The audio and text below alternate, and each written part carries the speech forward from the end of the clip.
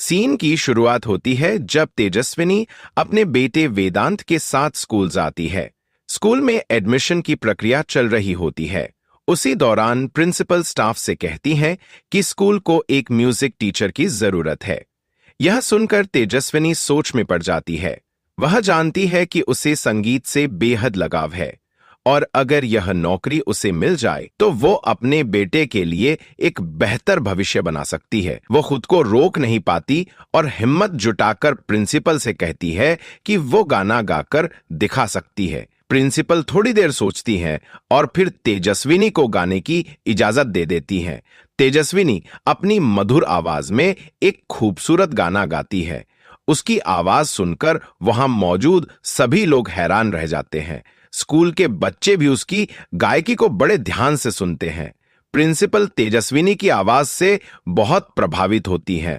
वो मुस्कुराकर तेजस्विनी से कहती हैं कि अगर वह चाहे तो यहां बतौर म्यूजिक टीचर नौकरी कर सकती है। यह सुनकर तेजस्विनी बहुत खुश हो जाती है। उसे लगता है कि आखिरकार उसकी जिंदगी पटरी पर लौट रही है। तेजस्विनी खुशी खुशी नौकरी के लिए हामी भर देती है, लेकिन जब वो अपनी डिग्री के बारे में बताती है तो प्रिंसिपल का व्यवहार अचानक बदल जाता है। प्रिंसिपल कहती हैं कि बिना आधिकारिक डिग्री के किसी को भी स्कूल में पढ़ाने की अनुमति नहीं दी जा सकती।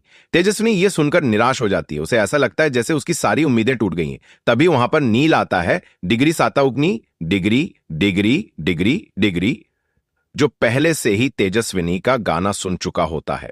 वह प्रिंसिपल और तेजस्विनी की बातचीत सुन लेता है और तुरंत प्रिंसिपल के पास जाता है। नील प्रिंसिपल से अनुरोध करता है कि वे तेजस्विनी की काबिलियत को डिग्री से न तोलें। वह कहता है कि तेजस्विनी न केवल एक बेहतरीन सिंगर है बल्कि एक बहुत अच्छी इंसान भी है। वह बच्चों को संगीत सिखाने के लिए सबसे योग्य उम्मीदवार है। प्रिंसिपल नील की बातें सुनकर सोच में पड़ जाती हैं। वह कुछ देर तक विचार करने के बाद तेजस्विनी की प्रतिभा को देखते हुए उसे नौकरी देने का फैसला कर लेती हैं। यह सुनकर तेजस्विनी की आंखों में खुशी के आंसू आ जाते हैं।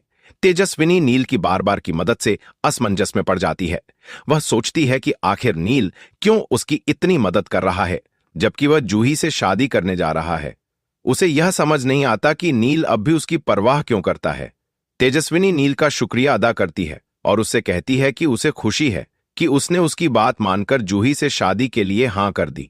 लेकिन नील की प्रतिक्रिया उसे और ज्यादा उलझन में डाल देती है।